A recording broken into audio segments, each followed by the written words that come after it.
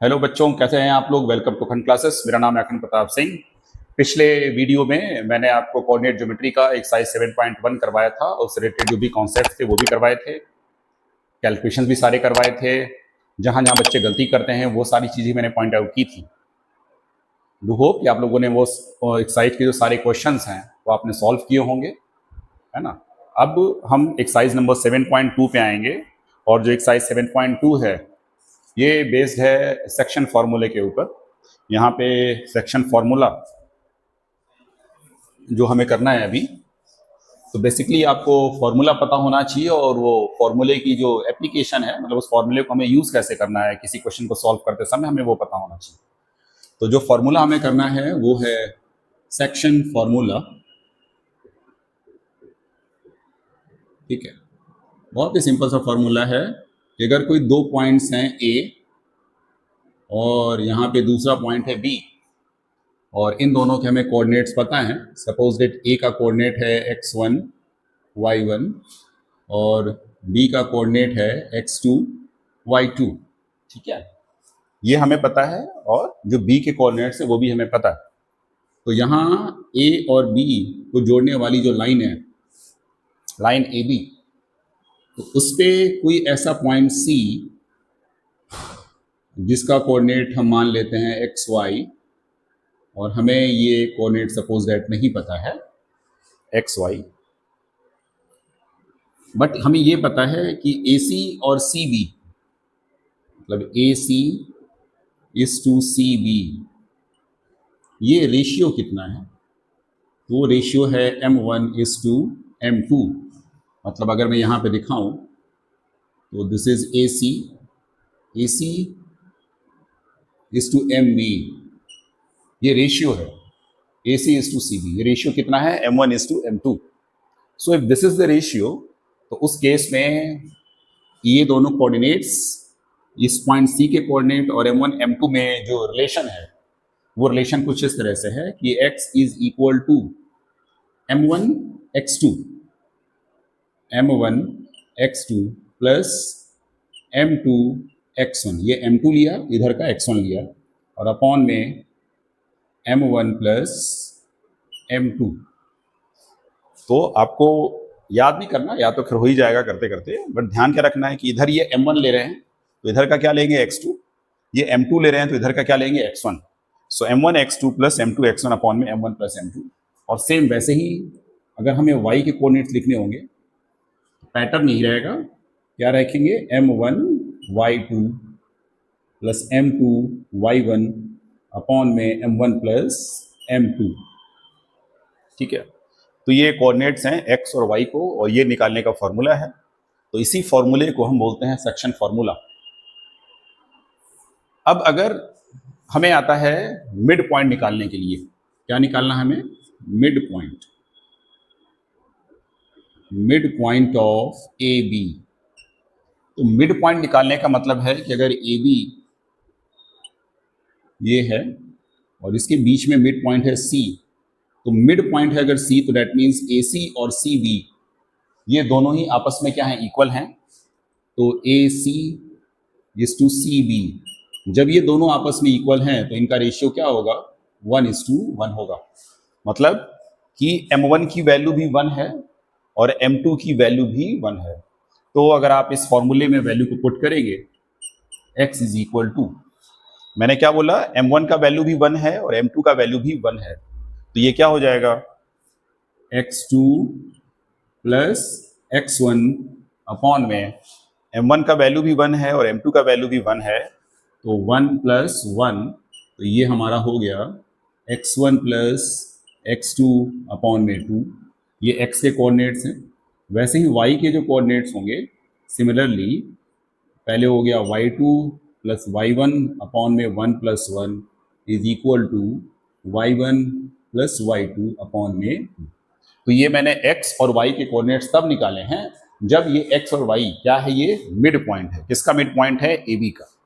ठीक है, तो बहुत ध्यान से सुनना है। देखिए, आपको मैंने यहाँ के जो बेसिक फॉर्मूले यूज होने वो बता दिया है मैंने। अब इसके बाद जैसे जैसे मैं क्वेश्चंस को सॉल्व करता जाऊंगा वैसे वैसे कॉन्सेप्ट आपको क्लियर होता जाएगा। मैं कोई बहुत जल्दी भी नहीं समझा रहा हूँ, बहुत आराम से समझा रहा हूँ। तो आप मेरे साथ अपनी बुक और कॉपी और पेन तीनों लेके बैठें और क्वेश्चंस को सॉल्व करते जाएं मेरे साथ। जैसे जैसे हम करते जाएंगे वैसे वैसे आपकी एक्सरसाइजें तैयार होती जाएगी। तो आपको ध्यान क्या रखना है, बस ये मिड पॉइंट फॉर्मूला रखना है ध्यान में अपने, ठीक है। और आपको ध्यान रखना है ये सेक्शन फॉर्मूला, ठीक है बच्चों। तो अब हम क्वेश्चंस को करने के लिए तैयार हैं, तो इसको मैं मिटा रहा हूं, ठीक है। चलिए अब इस सेक्शन फॉर्मूले को मैं रहने देता हूं। क्वेश्चन नंबर 1 कह रहा है कि find the coordinates of the point. हमें क्या करना है, कोऑर्डिनेट्स फाइंड करने हैं। Solution number 1, find the coordinates of the point which divide the join of -1 7। क्या कह रहा है, ज्वाइन ऑफ -1 7 एंड 4 -3, है ना। क्या लिखा हुआ है, ज्वाइन ऑफ -1 7 एंड 4 -3। वैसे ही है जैसे यहाँ पे ये ए और बी है, तो मैं लिख दूं join of A and B, join of A and B. तो मैंने यहाँ पे ए का कोऑर्डिनेट लिख दिया -1 7 और यहाँ पे बी का कोऑर्डिनेट लिख दिया 4 -3। ये क्या हो गया, बी। अब जब हम इन कोऑर्डिनेट्स को लिख देते हैं तो उसी टाइम हमें यहाँ पे लिखना है x1 y1, इसको सपोज कर लेंगे और इसको सपोज क्या कर लेंगे, x2 y2। अब इसको ज्वाइन कौन कर रहा है, ज्वाइन सॉरी इसमें रेशियो। तो यहाँ पे हमें पॉइंट सी को फाइंड आउट करना है, सी के कोऑर्डिनेट्स मतलब हमें फाइंड आउट करना है क्या, एक्स वाई को। और ये जो रेशियो है यहाँ पे, वो रेशियो कितना है, 2:3। मतलब यहाँ पे जो हमारा m1 है वो 2 है और जो m2 है वो कितना है, 3 है। तो यहाँ पे c के कोऑर्डिनेट्स निकालने हैं, तो x is equal to m1 x2 plus m2 x1 upon में m1 प्लस m2।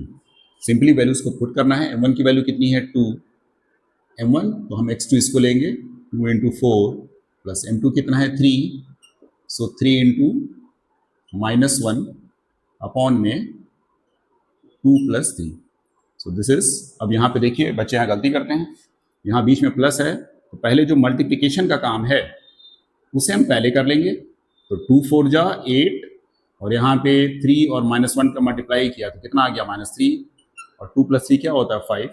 अब यहाँ पे 8 -3 अपॉन में 5, 8 में से 3 या 5 अपॉन 5 इज इक्वल टू 1।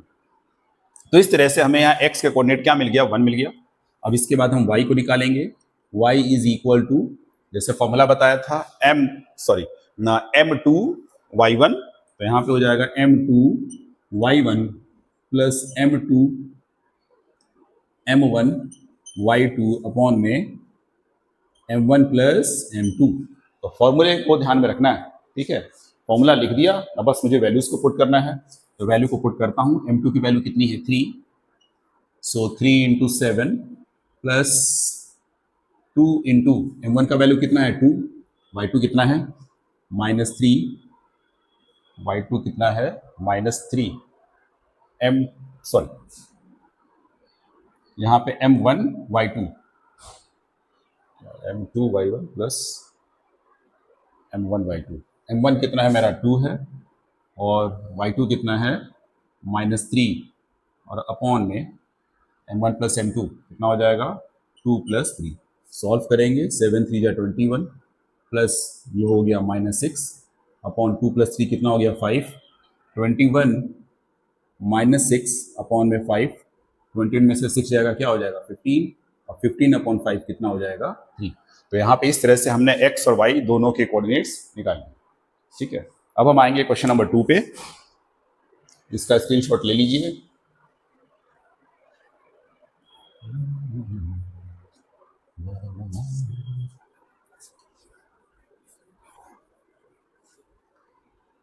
घबराएंगे नहीं, बहुत आराम से करेंगे सभी क्वेश्चंस को।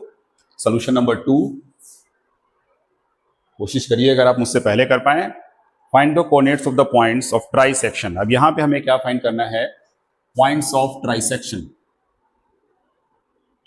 Points of trisection. Points of trisection मतलब कि अगर मैंने ये लाइन ड्रॉ कर दी, यहाँ पे है पॉइंट ए और यहाँ पे क्या है, पॉइंट बी। तो ये 2 पॉइंट्स हैं, ए का कोऑर्डिनेट मैं मान लेता हूँ x1 y1 और बी का मान लिया अगर मैंने x2 y2। अब यहाँ पे मुझे चाहिए points of trisection. Points of trisection का मतलब होता है कि वो पॉइंट्स जो इस लाइन को टोटल 3 पार्ट्स में डिवाइड करें। अगर एक पॉइंट होगा तो वो इसको 2 पार्ट में डिवाइड करेगा। इस लाइन को हमें 3 पार्ट्स में डिवाइड करना है, तो यहाँ पे मैंने 2 पॉइंट्स लगा दिए। एक पॉइंट है C और एक पॉइंट का है D। अब ये लाइन मेरी कितने पार्ट्स में डिवाइड होगी? पार्ट 1, पार्ट 2 और पार्ट 3 पार्ट्स में डिवाइड हो गया। और अगर हम देखें तो तीनों पार्ट्स आपस में क्या है? इक्वल हैं। तो इस क्वेश्चन को जो हमें करना है, तो यहाँ पे हमें पहले C के कोऑर्डिनेट्स को फाइंड आउट करना है और उसके बाद फिर हमें D के कोऑर्डिनेट्स को फाइंड आउट करना है। तो पहले हम C के कोऑर्डिनेट्स को फाइंड आउट करेंगे। मतलब ये है कि ये जो क्वेश्चन है, इस एक क्वेश्चन में यहाँ पे 2 क्वेश्चंस दे रखे हैं। है बिल्कुल क्वेश्चन नंबर 1 की तरह, बट इसमें 2 क्वेश्चन है। पहला क्वेश्चन इसमें क्या है? पहला पार्ट कि हमें C के कोऑर्डिनेट्स फाइंड करने हैं और दूसरा पार्ट क्या है कि हमें D के कोऑर्डिनेट्स फाइंड आउट करने हैं। तो C के जो कोऑर्डिनेट्स हैं उनको हम सपोज कर लेते हैं कि C के कोऑर्डिनेट्स क्या हैं? XC और YC। अब जब हम बात कर रहे हैं किसके लिए? फॉर पॉइंट C जो क्या है हमारा XC YC। तो C के लिए जो AC, ये क्या है? AC, और इधर ये क्या है? CB। AC is to CB। तो अब देखिए AC कितना है? 1 पार्ट, और ये जो CB है, CB में कितने पार्ट्स हैं? 2, 1 2। तो ये पूरा CB कितने पार्ट हो गया? 2 पार्ट्स हो गया। तो AC इज टू CB हमारा है 1:2। तो यहाँ पे AC को हम लिख लेते हैं M1 और CB को लिख लेते हैं M2 इज इक्वल टू 1:2। अब हम फाइंड आउट करेंगे XC is equal to M1 X2 plus M2 X1 upon में M1 plus M2 is equal to, values को पुट करेंगे। देखिए M1 हमारा कितना है? ये है AC। M1 कितना हो गया? 1, और इधर से ये है हमारा CB, ये कितना हो गया? 2। इसको लिख देते हैं M2 इज इक्वल टू, और यहाँ पे ये क्या है? M1 is equal to. अब 1 इंटू X2, तो यहाँ पे M1 की वैल्यू कितनी है? 1, और ये जो X2 है हमारा, X2 की वैल्यू हमारी है, जो कोऑर्डिनेट दे रखे हैं बुक में, तो ये है हमारा -2 -3, और X1 Y1 ये कितना है? 4 -1। तो यहाँ पे 1 इंटू -2 प्लस ये कितना है? 2 इंटू यहाँ पे जो X1 है हमारा वो कितना है? 4। तो 2 इंटू 4 अपॉन में, अब रेशियोज को जोड़ देंगे, M1 प्लस M2 है, तो 1 + 2 इज इक्वल टू -2 + 8 अपॉन में 1 + 2 कितना हो गया? 3। इसको सॉल्व करेंगे, -2 + 8 कितना आएगा? +6 अपॉन में 3 इज इक्वल टू +2। इसके बाद नेक्स्ट हम YC को फाइंड आउट करेंगे। आप भी कोशिश करिए YC को कैसे फाइंड आउट करेंगे। तो पहले फॉर्मूला लिखेंगे। फॉर्मूला क्या होगा? M1 Y2 plus M2 Y1 upon में M1 प्लस M2। तो यहाँ पे लिख देते हैं फॉर्मूले को, M1 Y2 plus M2 Y1 upon में M1 प्लस M2। वैल्यूज को पुट करते हैं। देखिए M1 की वैल्यू कितनी है? 1। सो 1 इंटू Y2 कितना हमारा? -3। सो 1 इंटू -3 प्लस 2 इंटू यहाँ पे Y1 कितना है? -1। 2 इंटू -1 अपॉन में 1 + 2 इज इक्वल टू -3 -2 अपॉन 1 + 2 कितना हो गया? 3। ये हो गया -5 अपॉन 3। तो इस तरह से जो हमको C के कोऑर्डिनेट्स मिले, कोऑर्डिनेट्स ऑफ C के कोऑर्डिनेट्स क्या मिल गया हमको? पहला है +2 और y का कितना है? -5/3। तो ये C के कोऑर्डिनेट्स मिल गए। जैसे मैंने बिल्कुल C का कोऑर्डिनेट निकाला है, सेम इसी तरह से मैं D का कोऑर्डिनेट निकालूंगा। तो इसका स्क्रीनशॉट ले लीजिए ताकि फिर मैं D का कोऑर्डिनेट निकालूंगा। वैसे अगर आपको समझ में आ गया होगा तो D के कोऑर्डिनेट्स आप स्वयं से भी निकाल सकते हैं, लेकिन फिर भी मैं करूंगा। यहाँ पे ध्यान दीजिएगा, चेक करिएगा कि जो मैंने किया है वैसे ही आपने किया है कि नहीं। अब हम बात करेंगे किसकी? For the point D। लिखेंगे फॉर पॉइंट D। तो पॉइंट D के लिए जो कोऑर्डिनेट्स हैं हमारे वो क्या होंगे? XD YD। यहाँ पे D के लिए लिख देते हैं XD YD। अब जब D की बात होगी तो D के लिए क्या है हमारा? AD, और इधर क्या है हमारा? DB है। तो अब जो रेशियो है वो बदल जाएगा। देखो C के लिए केवल AC था, बट D के लिए यहाँ से क्या है? AD। तो तो अब ये इसको हम मिटा देंगे और रेशियो हमारा जो है वो चेंज होके हो जाएगा ए से लेके डी तक।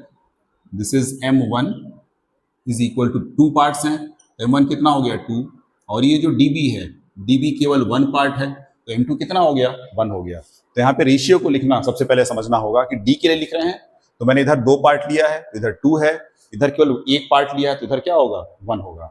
अब हम xd के लिए लिखेंगे, सॉरी पहले रेशियो लिख लेते हैं, ad is to db is equal to 2:1। यहाँ पे m1 is to m2 is equal to 2:1।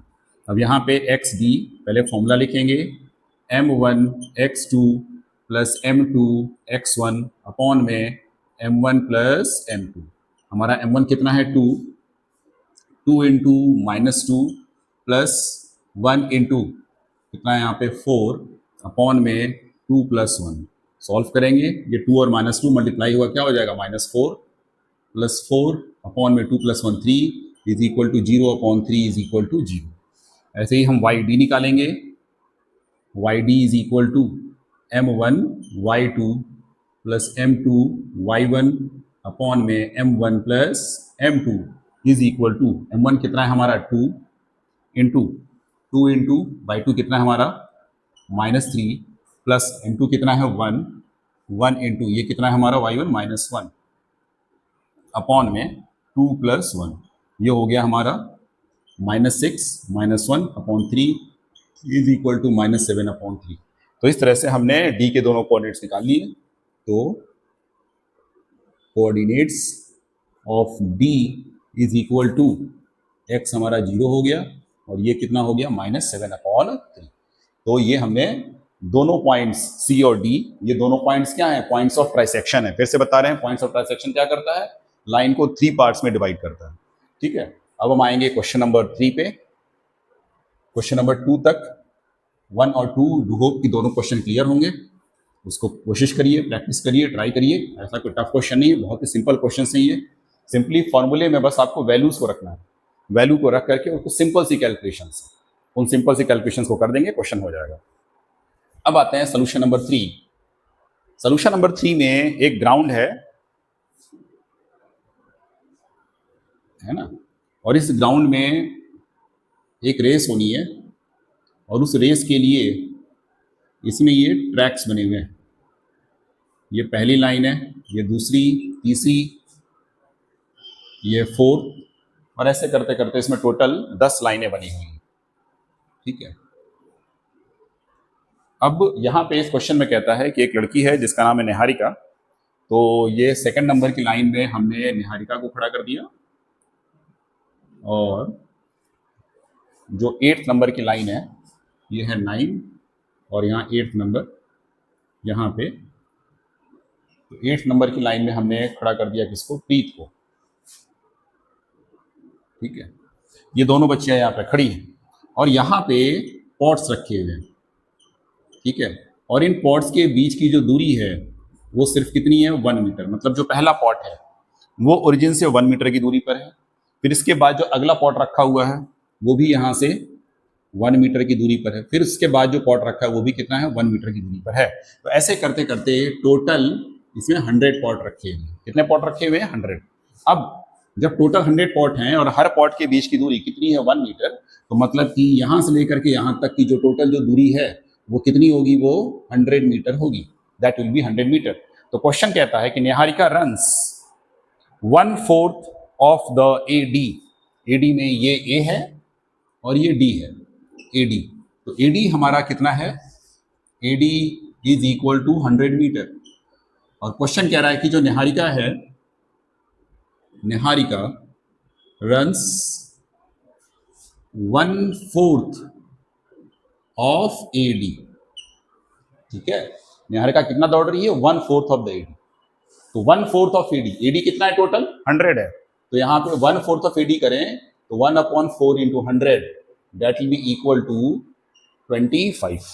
मतलब निहारिका जब यहाँ से दौड़ती है तो वो मान लीजिए कि यहाँ कहीं अगर रुकती है तो ये जो दूरी है ये कितनी है हमारी, 25 मीटर। तो ये दूरी 25 है, मतलब इसका y 25 है और इसका जो x है वो कितना है, 2।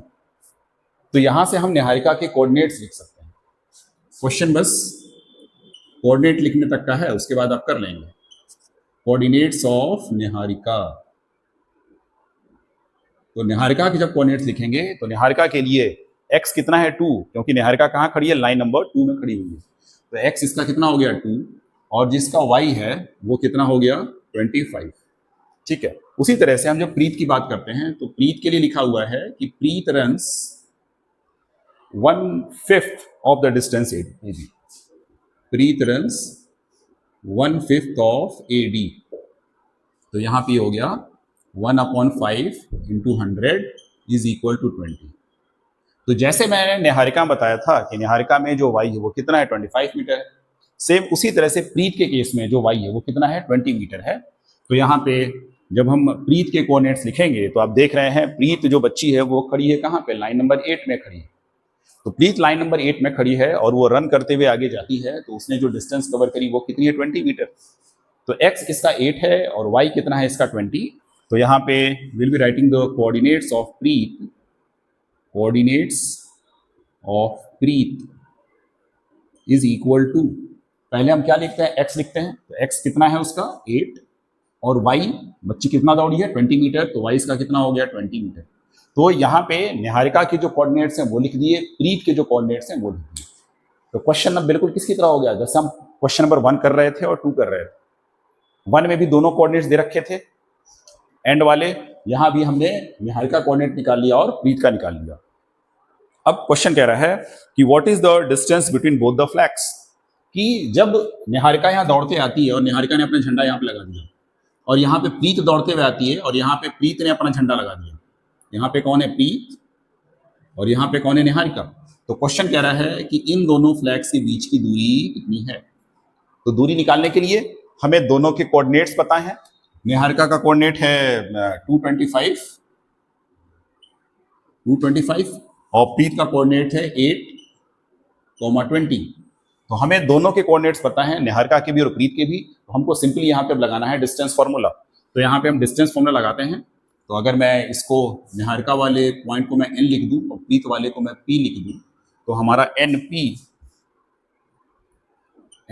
इज इक्वल टू रूट के अंदर दोनों का हम x का डिफरेंस लेंगे। पहले फॉर्मूला लिख लेते हैं, x2 माइनस x1 का whole square plus y2 minus y1 का whole square is equal to, इसका x कितना है 8, इसका x कितना है 2, तो 8 माइनस 2 का होल स्क्वायर प्लस इसका y कितना है 20 और निहारिका का y कितना है माइनस 25 का होल स्क्वायर।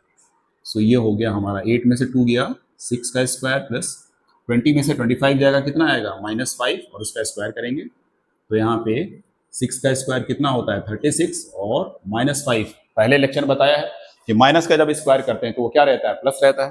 तो यहाँ पे 5 5 जा 25 हो गया। तो यहाँ पे हमारा आंसर आ गया 41 रूट के अंदर 61।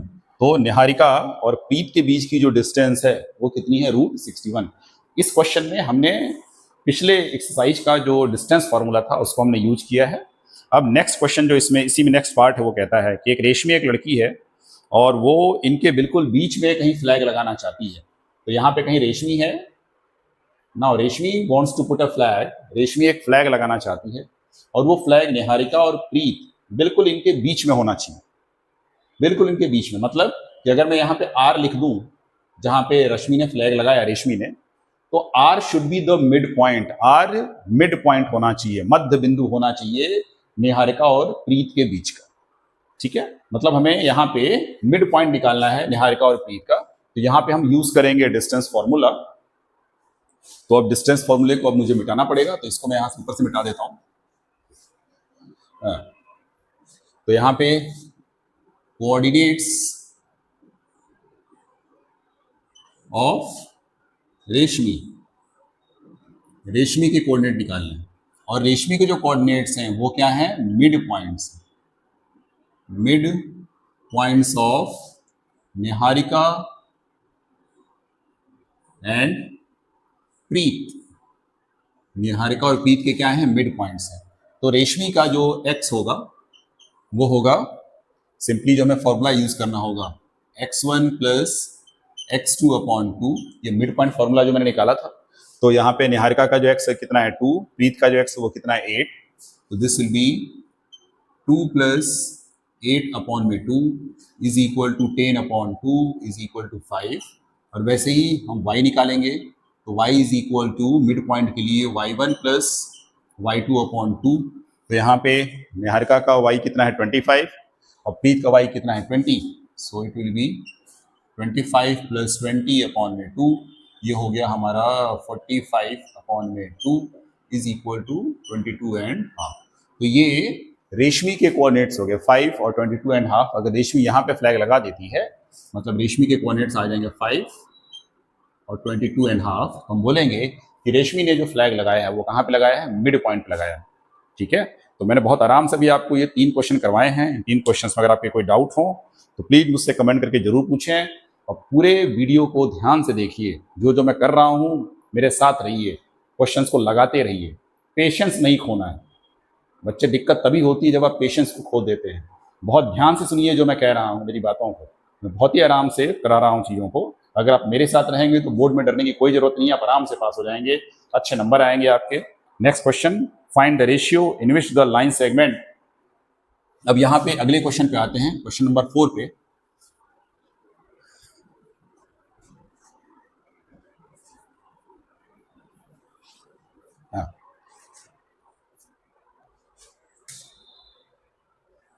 Solution 4, find the ratio in which the line segment joining the points. तो यहाँ पे 2 पॉइंट्स हैं, एक पॉइंट ए और दूसरा पॉइंट क्या है बी। ए के कोऑर्डिनेट्स को हम मान लेते हैं x1 y1 और बी के कोऑर्डिनेट्स को हम मान लेते हैं x2 y2। अब ए के जो कोऑर्डिनेट्स क्वेश्चन में दे रखे हैं वो दे रखे हैं -3 10 और बी के जो कोऑर्डिनेट्स दे रखे हैं वो है 6 -8। अब यहाँ ए बी को हम एक लाइन से ज्वाइन कर देते हैं। अब यहाँ पे हमें क्या करना है कि हमें रेशियो फाइंड करना है, मतलब यहाँ पे हमें फाइंड करना है रेशियो। अभी तक हम पॉइंट्स को फाइंड कर रहे थे, यहाँ पे जैसे कोई पॉइंट सी है तो मैं इसको फाइंड आउट कर रहा था, बट अब हमें सी दिया हुआ है। सी कितना दिया हुआ है, -1,6 तो हमें सी दिया हुआ है, बट हमें अब रेशियो फाइंड करना है।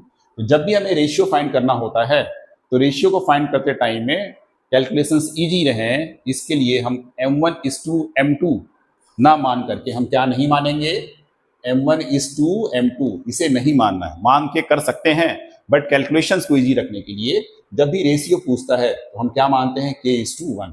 कब, जब क्वेश्चन में क्या पूछेगा, जब रेशियो पूछेगा। तो यहाँ पे हम सपोज कर लेंगे कि यहाँ पे जो रेशियो है वो कितना है, k:1 है। यहाँ पे c के जो कोऑर्डिनेट्स हैं इसको मैं लिख देता हूँ xc yc। तो यहाँ पे xc इज इक्वल टू, अब देखिए यहाँ पे ये k है तो यहाँ पे क्या रहेगा, k इंटू b का क्या है x2। हमेशा हम क्रॉस करते हैं, अगर इधर का है तो इसका मल्टीप्लिकेशन इधर करेंगे और इस साइड का है हमारे 1 इधर का तो इसका मल्टीप्लिकेशन हम इधर करेंगे। लेफ्ट है, लेफ्ट का राइट में करेंगे, राइट का लेफ्ट में करेंगे। तो kx2 plus 1 into x1 upon में k+1। अब हमें क्या करना है, xc की वैल्यू रखनी है। xc हमारा कितना है, -1 is equal to k into x2 कितना है 6 प्लस 1 इंटू x1 कितना है -3 अपॉन में k+1। अब k+1 को हम इधर लाएंगे। अब यहाँ पे बच्चे गलती करते हैं, देखिए -1 है, k+1 पूरे को डिवाइड कर रहा है तो हम पूरे को उठा के यहाँ ले आएंगे, k+1 is equal to 6k-3। अब यहाँ पे -1 का मल्टीप्लिकेशन होगा k में भी और किस में होगा, 1 में भी होगा। तो ये हो गया -k-1 is equal to 6k-3। अब इसको हम सिंप्लीफाई करेंगे और k की वैल्यू को निकालेंगे। तो अब यहाँ से -k 6k इधर आ जाएगा तो -6k इज इक्वल टू -3 1 इधर चला गया +1, ये हो गया -7k इज इक्वल टू -2। दोनों साइड में जो माइनस है ये कैंसल आउट हो जाएगा। तो यहाँ पे हमें फाइनली जो मिला 7k इज इक्वल टू 2, तो k इज इक्वल टू 2/7। तो हमने रेशियो जो माना था वो क्या माना था, k:1 माना था। तो अब हम k की जगह क्या लिख देंगे, 2/7:1, यानी रेशियो हो गया 2:7। तो जब भी ये जो सेक्शन फॉर्मूले के ऊपर जो एक्सरसाइज है इसमें 2 ही तरह के क्वेश्चन आएंगे। या तो पहले जो हमने किया अभी कि रेशियो दे रखा होगा, हमको कोऑर्डिनेट्स फाइंड करने होंगे, और अभी जो क्वेश्चन मिला हमें कि हमें ये जो पॉइंट सी है इसके कोऑर्डिनेट दे रखे हैं और हमसे क्या पूछ रहा है, रेशियो पूछ रहा है। तो अगर हमसे रेशियो पूछ रहा है तो रेशियो को हम सपोज करेंगे k:1।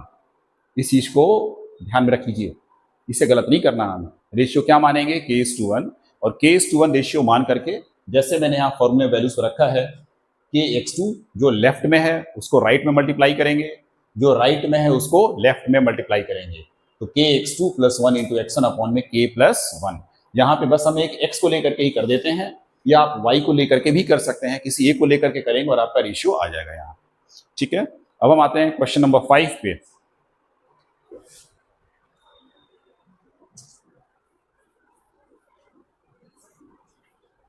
Now, question number 5. Find the ratio in which the line segment joining A 1 - 5, B - 4, 5 is divided by the x-axis. ठीक, अब यहां भी हमें क्या फाइंड आउट करना है क्वेश्चन नंबर 5 में? सबसे पहली बात रेशियो फाइंड करना है। तो रेशियो फाइंड आउट करना, तो जो मैंने बताया हम रेशियो क्या लेंगे, k:1 लेंगे। क्या लेंगे रेशियो, k:1। तो अभी मैं यहाँ पे पॉइंट्स को लिख देता हूं। दो पॉइंट्स हैं, ए और दूसरा पॉइंट क्या है, बी। ए के कोऑर्डिनेट्स हैं x1, y1, बी के कोऑर्डिनेट्स क्या हैं, x2, y2। इसको हमने ज्वाइन कर दिया और इस पे हम कोई पॉइंट सी ले लेते हैं, ठीक है, और इसके कोऑर्डिनेट्स लिख देते हैं xc, yc। और रेशियो जो हम मानेंगे, जो मैंने बताया क्या मानेंगे, k:1। तो इस फिगर को समझिए, इसको माना मैंने x1, y1, इसे क्या माना है, x2, y2। सी के कोऑर्डिनेट्स xc, yc, और जब रेशियो जो हमें निकालना है यहाँ पे, इसको हमने माना k:1। अब यहाँ पे क्वेश्चन में एक और बात दे रखी है कि ये जो पॉइंट सी है, ये पॉइंट सी कहाँ पे है, x एक्सिस पे है। ये कह रहा है कि C lies on x axis. तो आपको पहले वीडियोस में, पहले लेक्चर में बता रखा है कि अगर कोई पॉइंट कहाँ पे होगा, x एक्सिस पे होगा, तो अगर वो पॉइंट x एक्सिस पे है तो उसका y क्या होता है, 0। तो यहाँ जो कोऑर्डिनेट जो माने थे मैंने xc, yc, इसमें xc तो हमें नहीं पता है, बट हमें y पता है कि y का कोऑर्डिनेट क्या हो गया, 0 हो गया। तो इस क्वेश्चन को आगे भी जब मैं सॉल्व करूंगा तो यहाँ पे y की वैल्यू मैं क्या ले लूंगा, 0 ले लूंगा। ठीक है, अब यहाँ पे a के जो कोऑर्डिनेट्स हैं, a के कोऑर्डिनेट क्या है, 1, 5, और b के कोऑर्डिनेट्स हैं -4, 5। और यहाँ पे अभी जो किया ये है xc और y क्या है यहाँ पे, 0। अब जब हमको रेशियो फाइंड करना है तो यहाँ xc तो मुझे नहीं पता है, मुझे क्या पता है, yc। तो जो मैं आगे फर्दर कैलकुलेशन करूंगा वो मैं yc को लेकर के करूंगा। तो यहाँ पे मैं लिख देता हूँ yc is equal to, k left में है, राइट में क्या है, x2, so k into x2 plus 1 into इधर क्या है, x1, 1 इंटू x1 अपॉन में k प्लस 1। अब yc मुझे पता है, yc कितना है, 0, इज इक्वल टू यहाँ पे k इंटू x2 कितना है हमारा, -4 प्लस 1 इंटू ये कितना है, 1 अपॉन में k प्लस 1।